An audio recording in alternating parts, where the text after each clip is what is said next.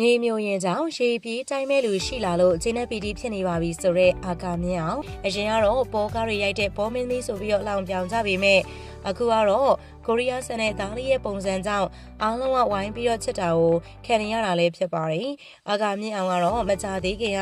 သားငယ်လေးကိုပရိသတ်တွေကြားထဲမှာပွဲထုတ်ပြရာကနေပြီးတော့ရောက်ခမရာထူးကိုအော်တိုရခဲ့တာလည်းဖြစ်ပါတယ်။အာကာမြင့်အောင်ကတော့ပညာပေးဇာတ်ကားတွေရိုက်ရင်းနဲ့ပရိသတ်အားပေးမှုကိုရခဲ့ပေမဲ့နောက်ပိုင်းမှာတော့ပရိသတ်ဝေဖန်တာကိုခံနေရတဲ့သူဖြစ်ပါတယ်။အစပိုင်းမှာတော့တကယ်ဖြစ်ရမှန်ဇာတ်လမ်းတွေကိုပရိသတ်တွေသိမြင်နိုင်အောင်စင်ကြင်နိုင်အောင်ပုံဖော်ရိုက်ကူးခဲ့ပေမဲ့နောက်ပိုင်းမှာတော့ဇလန်းဇက်အိမ်တွေကပေါ်တော်ဖြစ်နေခဲ့ရလဲဖြစ်ပါတယ်။အာကာမြင့်အောင်ကတော့တားဖြစ်သူခန့်သွင်ထူးကိုမင်းသားလုပ်ခိုင်းမယ်ဆိုတဲ့စိတ်ကူးနဲ့ပရိသတ်တွေကိုမိတ်ဆက်ပေးခဲ့ရလဲဖြစ်ပါတယ်။အဖေဖြစ်သူဒရိုက်တာတယောက်ဖြစ်တယ်လို့ဇက်ကားတွေကိုကိုရိုင်းထုတ်လုပ်သူရိုက်ကူးနေသူမို့ကားလေးကိုမင်းသားတင်ဖို့လုပ်နေပြီလဲဖြစ်ပါတယ်။ခန့်သွင်ထူးကတော့မင်းသားလုပ်ဖို့အခုမှစာလုံးရေးစအဆင့်မှာပဲတော်တော်လေးနာမည်ကြီးနေပါပြီနော်။